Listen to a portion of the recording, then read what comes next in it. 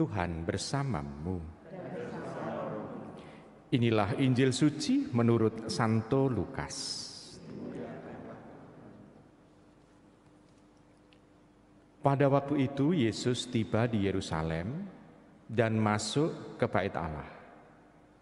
Maka mulailah ia mengusir semua pedagang di situ dan berkata, "Ada tertulis, rumahku adalah rumah doa.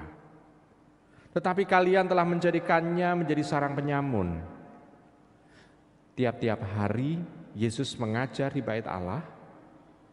Para imam kepala dan ahli Taurat serta orang-orang terkemuka bangsa Israel berusaha membinasakan Yesus. Tetapi mereka tidak tahu bagaimana ia harus dibunuh, sebab seluruh rakyat terpikat kepadanya dan ingin mendengarkan dia. Demikianlah sabda Tuhan.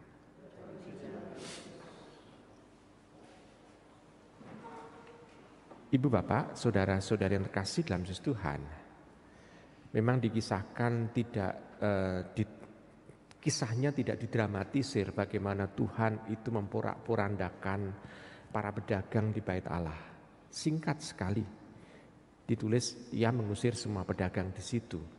Sebetulnya ini menjadi satu gambaran, tidak hanya melulu untuk menggambarkan Bait Allah, tetapi Yerusalem secara keseluruhan.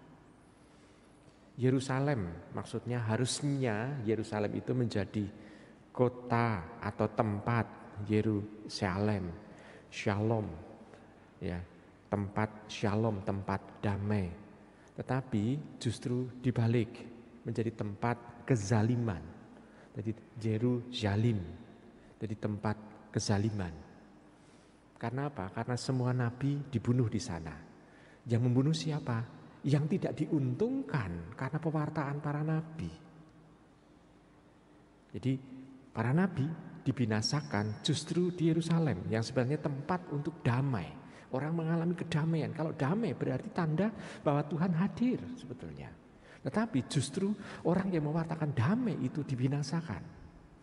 Banyak nabi, bahkan ada nabi yang dibunuh dekat mezbah Bait Allah juga.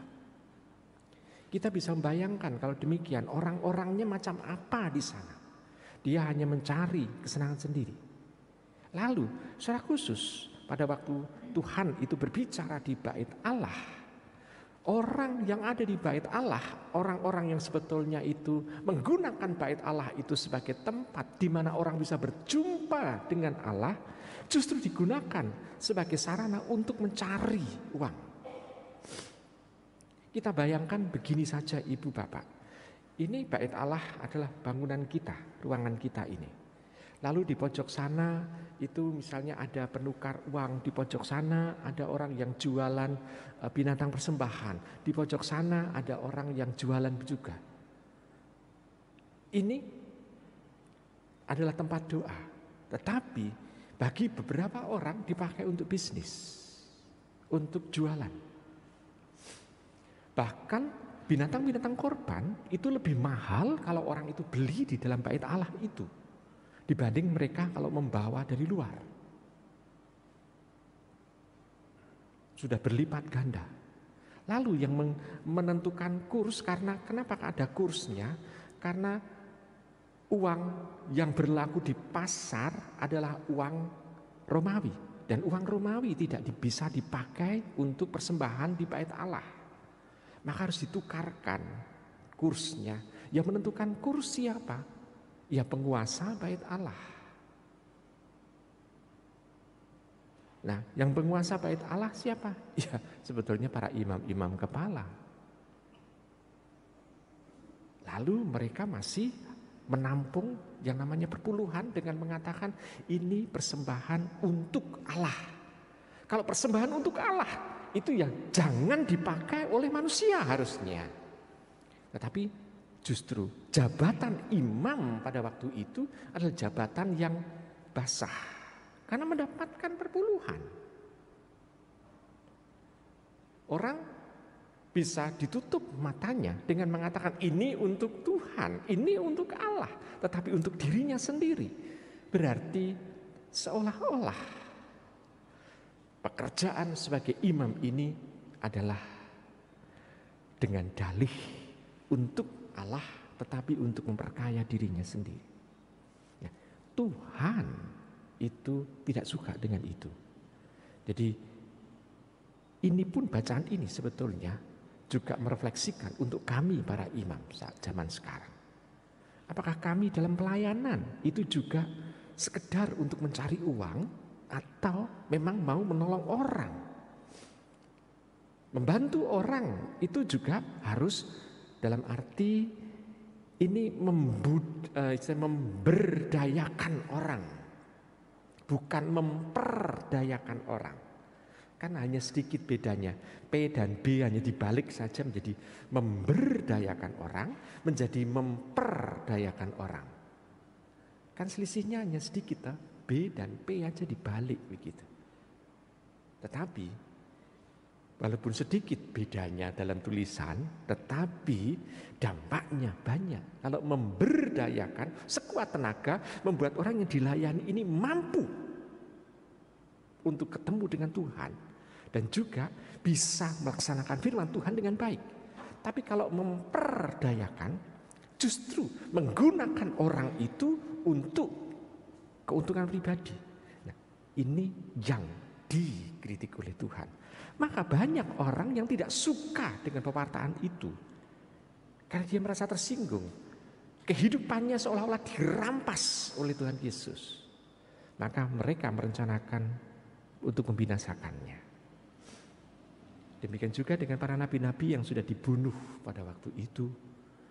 Mereka mewartakan kebenaran tapi dibinasakan. Kenapa? Karena kebenaran yang dia cari adalah kebenaran yang mengenakkan dirinya. Maka di sini kita bisa melihat kalau hanya mencari yang enak, ya sabda Tuhan itu hanya sekedar apa? Bukan untuk memperbaiki diri kita, tetapi untuk menghibur diri kita. Kalau menghibur diri kita berarti tujuan Tuhan datang itu ya sebagai dakocan, sebagai joker, sebagai penghibur, sebagai badut. Tetapi kalau sabdanya itu sungguh-sungguh adalah mau untuk membentuk kita menjadi pribadi yang beriman, pribadi yang dalam, pribadi yang mau untuk berelasi dengan Tuhan, maka kita yang menjadi orang yang diwartai harus berani untuk membangun diri kita. Kalau membangun diri kita berarti tanda bahwa kita mau untuk mendengarkan, tidak hanya sekedar dihibur, tetapi betul-betul dibantu untuk membangun kehidupan pribadi. Kalau dibantu untuk membangun kehidupan pribadi, maka kita seringkali akan mendengarkan kata-kata yang mungkin menyakitkan hati kita. Tetapi itu mempunyai tujuan untuk membangun hidup kita. Tuhan menginginkan semua pengikutnya jangan seperti orang-orang yang menggunakan bait Allah itu demi kehidupan pribadinya. Loh, kenapa bisa seperti itu? Ya kalau Tuhan istilahnya itu dengan istilahnya yang dikritik adalah orang yang menggunakan semua kemampuannya untuk menjaring harta orang. Kalau Tuhan itu sebetulnya bukan itu. Kalau Tuhan butuh, Tuhan ingin hati kita itu untuk Tuhan. Bukan harta kita, tapi hati kita. Kalau hati kita ini untuk Tuhan, maka kalau kita melihat ada orang yang tersingkir, difabel, yang kekurangan, kita akan mampu untuk membantu. Kenapa? Karena orang melihat bahwa dalam diri orang yang miskin, tersingkir, difabel itu ada Tuhan di sana. Kita punya hati di sana.